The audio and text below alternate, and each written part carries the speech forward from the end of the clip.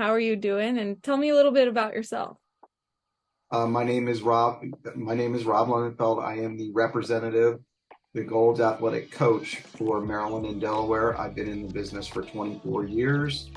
It's been a long time, a lot of accounts, and my goal is always to make teams as much money as possible and to succeed all their fundraising needs.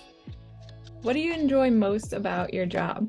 The relationships I've built with the coaches over the years, and also seeing the results of what they earned and the new uniforms and new equipment. And when they show me that, that's what makes the job satisfying. And like I said, the relationships I've built over the years. How would you describe the company culture at Gold Athletics in just a few words? Uh, Structured, disciplined, and always advancing to the next stage of technology. Did you start as a fundraising coach? How did you get started at Gold Athletics? Well, back in 2019, I met with the founder of the company, Matt Ross, told me about the vision that he had because I was in the business for a long time. And I really liked the vision of where Gold Athletics was going and what they're doing to raise the bar in the fundraising industry. You're already in the industry, so I guess was there anything different transitioning from your previous role as a fundraising coach to when you started at Gold Athletics? Not really, because the really basis of this business is relationship building. And Gold Athletic, the great thing that Gold Athletics was able to do for me was they were able to get new products in, do the new app, always advance in the app, always doing ways to get ahead of the competition. So I like that. So before, I never had that before. So it was kind of basic. Now with today's state of the world that we are in, you know, with the COVID that we had before, this has made life a lot easier for teams and coaches, and also for tracking purposes.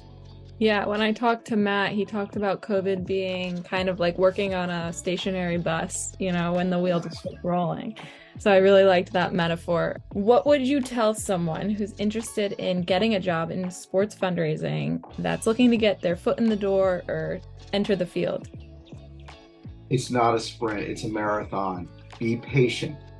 Work, keep digging deep to get with those groups and get once you get in with some of the groups you've got and they do well in the fundraising industry, you'll have stories to tell.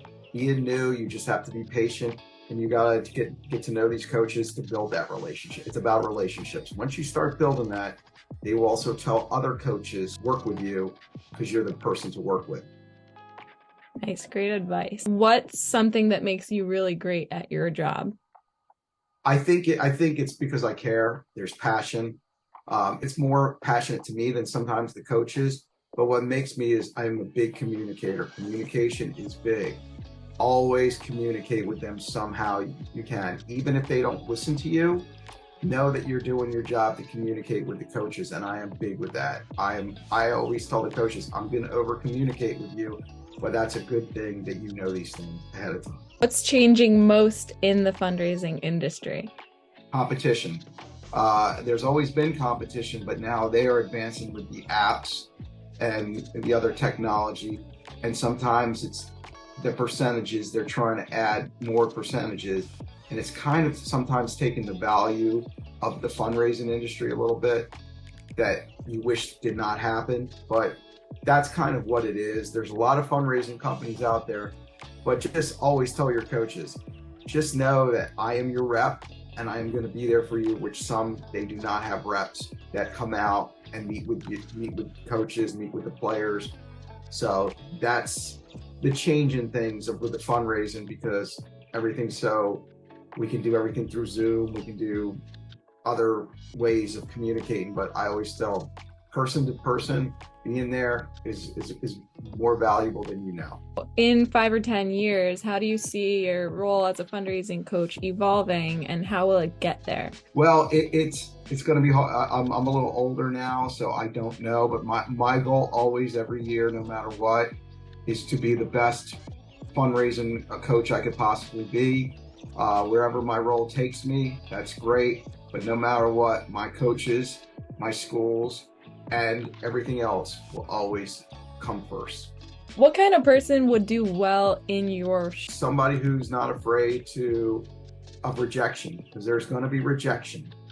Sometimes rejection turns people the other way. In my case, it motivated me. Okay, you don't want to work with us? I'll find a team that will.